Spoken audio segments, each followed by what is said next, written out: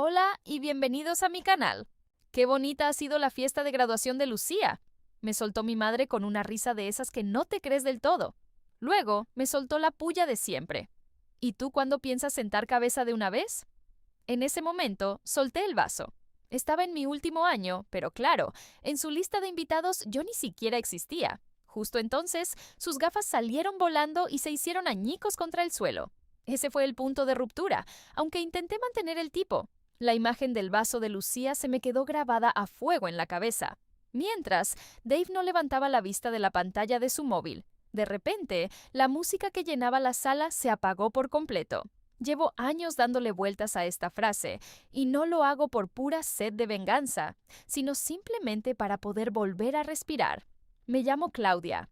Me he pasado 2 décadas viviendo en un silencio comparativo, siendo una sombra invisible a la que solo acudían cuando hacía falta algo. Solo existía cuando servía para reflejar lo mucho que brillaba Lucía. A ella le volvía loca ser el centro de atención, así que yo no tuve otra que aprender a gestionar mi paz en la sombra. Pero lo de esta noche no ha sido un alivio, ha sido cruzar una línea roja.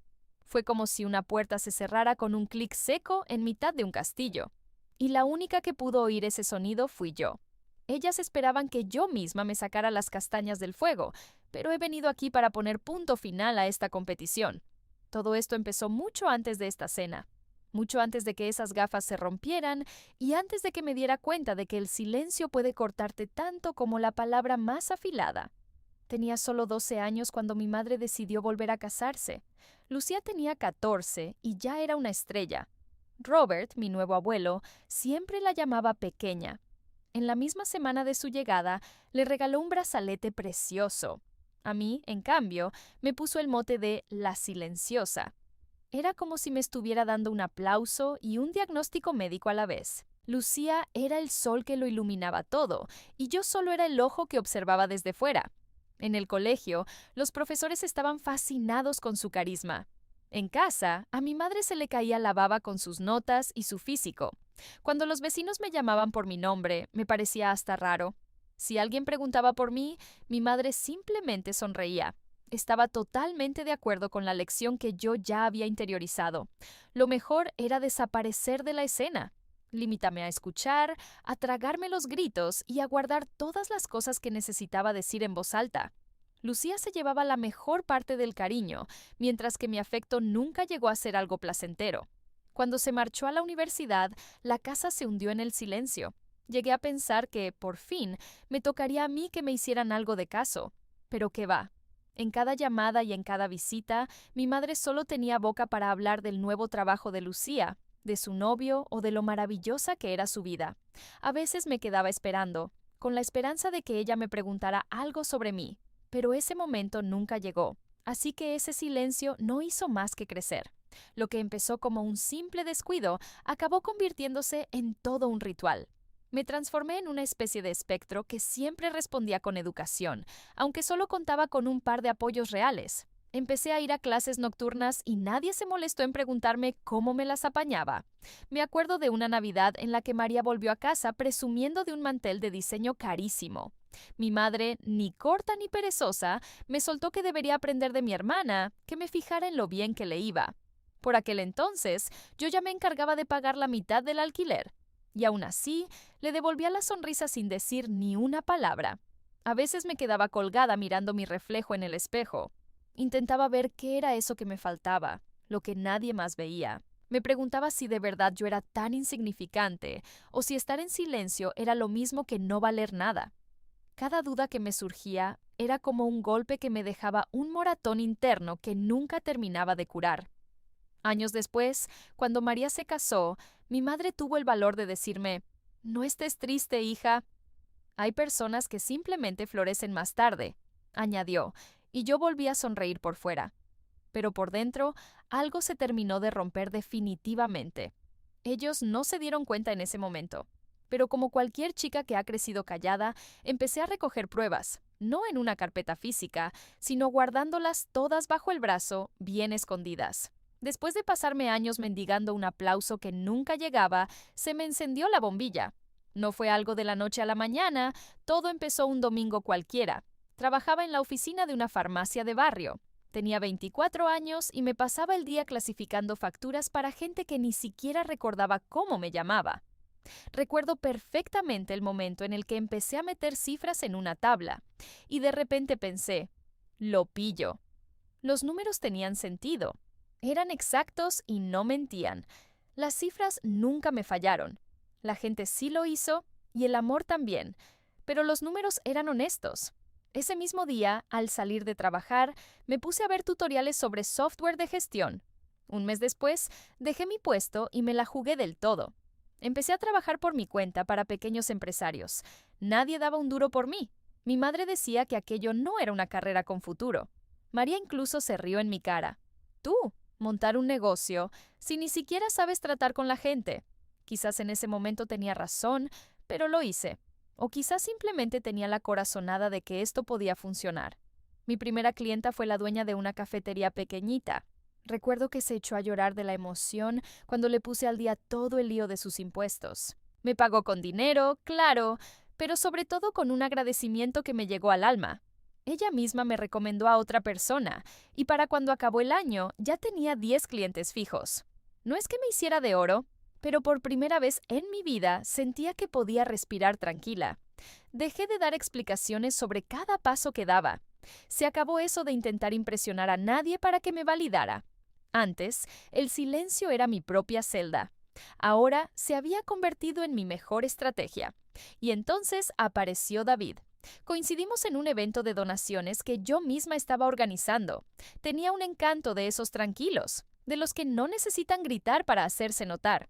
Él se dedicaba a la cirugía infantil, un trabajo agotador donde veía a niños sufrir de sed y puro cansancio, y aún así tenía la capacidad de escucharme de verdad cuando yo hablaba. Me prestaba atención de la buena. En nuestra tercera cita me armé de valor y le solté todo lo de mi familia, las comparaciones odiosas y todos esos pequeños desprecios que me habían hecho sentir tan pequeña. No me cortó ni una sola vez, ni intentó darme la solución mágica para arreglarlo. Solo me miró y me dijo, «Tú te has ganado algo mucho mejor». Nadie me había dicho algo así en la vida. Un año después, nos lanzamos a comprar nuestra propia casa. No era una mansión de lujo, ni pretendíamos competir con nadie. Era una casa de obreros de los años 20, con paredes sólidas y un jardín precioso que bautizamos como Lavender Rock. Cuando mis amigos me preguntaban por qué no les contaba nada de mi familia, yo siempre les decía lo mismo, porque quería pasar una noche donde mi felicidad no tuviera que defenderse ante nadie. Llenamos el jardín de guirnaldas de luces y pusimos mesas largas en la terraza. Nos hartamos de reír con gente que me conocía de verdad, sin filtros. La música flotaba en el ambiente cálido y las risas llegaban hasta la calle. Se respiraba una de esas amistades auténticas que no necesitan demostrarle nada a nadie. Por un momento, se me olvidó cada segundo de mi vida en el que me habían hecho sentir insignificante. Ya no era la hija calladita. Ahora era una mujer que había sabido crear su propio ruido, un tipo de sonido que sonaba a pura alegría. Cuando se fue el último invitado, me quedé un rato de pie en la cocina, con las manos oliendo a vino y a romero. La casa fue recuperando su silencio, pero esta vez era un silencio lleno de paz. Por primera vez en mi existencia, estar callada no me dolía. Todo brillaba. Aquella fue nuestra fiesta íntima, la verdadera celebración de inauguración, de esa que mi madre nunca llegó a saber nada. Y por primera vez, al mirarme al espejo, me di cuenta de que no había perdido a una familia, sino que me había construido una propia. Mi paz ya no era ese silencio sepulcral de antes. Ahora estaba más viva que nunca. Sentía que mi nombre por fin aparecía en el libro de la vida. Pero esa tranquilidad me duró exactamente 6 meses. Todo saltó por los aires con una llamada. «Claudia», soltó mi madre con esa voz suya, una mezcla de dulzura fingida y agitación. «Tu hermana se ha comprado un casoplón. Tienes que venir sí o sí a la fiesta de inauguración», añadió. Casi me da la risa floja, pues claro que Lucía se había comprado una casa. Faltaría más que no hubiera una fiesta por todo lo alto. Y por descontado, yo volvería a ser esa invitada de honor invisible. Otra vez la misma historia. «Me lo pensaré», le solté. Pero su tono cambió al instante, volviéndose más cortante. «No seas dramática, anda». «Lucía tiene muchísima ilusión porque estés allí», insistió. Traducción real. Lo que quiere es tener público. Colgué, me levanté y me quedé mirando mi reflejo en el cristal de la ventana. Tenía los mismos ojos y la misma boca, pero la mujer que me devolvía la mirada no tenía nada que ver con la que ellos habían dejado atrás. David me encontró allí mismo. Seguía con el móvil en la mano. «Tienes una cara como si hubieras comido algo en mal estado», me dijo. Le expliqué que mi madre quería que fuéramos al estreno de la casa de mi hermana. Me cogió del brazo con suavidad. «¿De verdad te apetece ir?», me preguntó. «No lo sé», le respondí mientras le miraba. Miré a mi alrededor, a la vida que yo misma había levantado desde cero. Una parte de mí pasaba olímpicamente de ir. Pero había otra parte, esa niña pequeña que todavía guardaba las cicatrices, que se moría porque vieran por fin en quién me había convertido. Así que, al final, fuimos. La casa de Lucía era una mole inmensa, todo mármol blanco y gris, pero no había ni rastro de calidez. Era un sitio frío, distante. Había unas 50 personas llenando el salón. Parecían todos sacados de una foto de Instagram. Perfectos. Lucía brillaba bajo los focos con un vestido de diseñador. Aquello gritaba riqueza por los 4 costados, pero también gritaba una desesperación absoluta. Me plantó un abrazo de esos de cara a la galería, como alguien que sabe perfectamente dónde están las cámaras. «Claudia, lo has conseguido», exclamó. Su voz sonaba artificial, como la de una estudiante ensayando un papel. Olía a perfume carísimo, pero la tensión que había entre las dos se podía cortar con un cuchillo. Mi madre apareció a los pocos minutos. Estaba radiante, pavoneándose como si la casa la hubiera levantado ella con sus propias manos. Y cuando nos presentó a los invitados, lo hizo como si fuéramos un par de extraños. Nos presentó como si fuéramos unos desconocidos, algo así como la hermana de Lucía y su pareja. Ni una sola vez pronunció mi nombre. David, que no se pierde una, se dio cuenta al momento. Me apretó la mano por debajo de la mesa, un gesto silencioso para recordarme que ya no necesitaba que ellos me validaran. Pero mientras Lucía nos hacía el gran recorrido por la casa, sentí ese viejo aguijón de siempre. Cada habitación era inmensa, exagerada. Todo estaba lleno de lujos, pero aquello no transmitía ni pizca de alegría. «Esta es la cocina de mis sueños», soltó con un orgullo que le salía por los poros, y remató con un «probablemente sea más grande que toda tu casa». Hace 3 años ese comentario me habría hundido. Ahora simplemente le devolví una sonrisa. «Es espectacular, Jess», le dije, y te juro que mi sonrisa la descolocó por completo. Fue solo un segundo, pero por primera vez vi que no sabía por dónde pillarme. Más tarde, me crucé con mi reflejo en uno de esos espejos tan pretenciosos que tenía. Era mi cara de siempre, pero con una paciencia nueva. Ella tenía encimeras de mármol carísimas. Yo tenía libertad. Y por fin comprendí que no eran cosas que se pudieran comparar. Me fui de la fiesta con mucha más ligereza de la que traje al llegar. Y no porque por fin hubieran visto lo que valgo, sino porque ya no necesitaba que lo hicieran. En el preciso instante en el que dejé de mendigar su reconocimiento, me volví invencible. Aunque claro, esa paz no duró demasiado. En mi familia las cosas nunca son tranquilas por mucho tiempo. La llamada llegó un domingo. Estaba terminando el informe de un cliente cuando vi el nombre de mi madre iluminando la pantalla. A pesar de que mi instinto me decía que no lo hiciera, descolgué.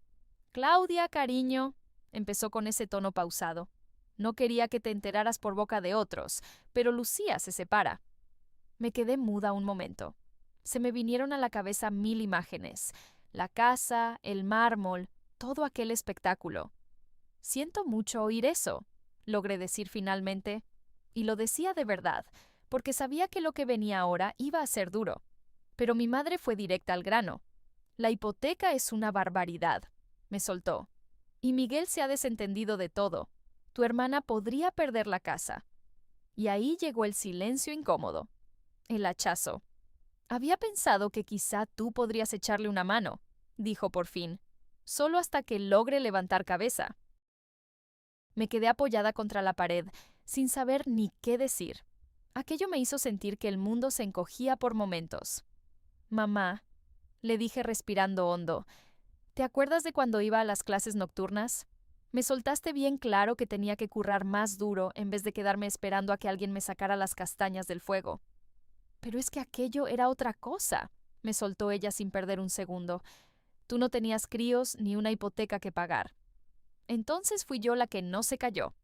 La situación de Lucía es responsabilidad suya. Se compró una casa que no se podía permitir solo para fardar delante de gente que ni siquiera le cae bien. Claudia, la familia está para ayudarse, me soltó, y te juro que casi me da la risa. ¿En serio me decía eso a mí? ¿A la que se ha pasado 30 años a la sombra ayudando a todo el mundo sin recibir nada a cambio? El silencio que vino después pesaba toneladas. Era el sonido de la verdad chocando contra un muro. Ese mismo día se lo solté todo a David. Se me acercó con calma, escuchando cada detalle. O sea, resumió él, que tu hermana se ha metido en un jardín de deudas hasta arriba y tu madre pretende que seas tú la que le solucione el marrón, ¿no? Algo así, le contesté. Y si digo que no, me van a odiar para siempre. Él me miró fijamente y me dijo, pues entonces, que te odien. Ojalá fuera tan fácil creerse eso, pero el chantaje emocional de la familia cala muy hondo, sobre todo cuando te han educado para ganarte el cariño a base de sacrificios personales. 2 días después, fue la propia Lucía la que me llamó. Se le quebraba la voz al otro lado del teléfono. No me puedo creer que seas tan retorcida de no querer ayudarme, que soy tu hermana. No es que me guste no ayudarte, le respondí manteniendo el tipo.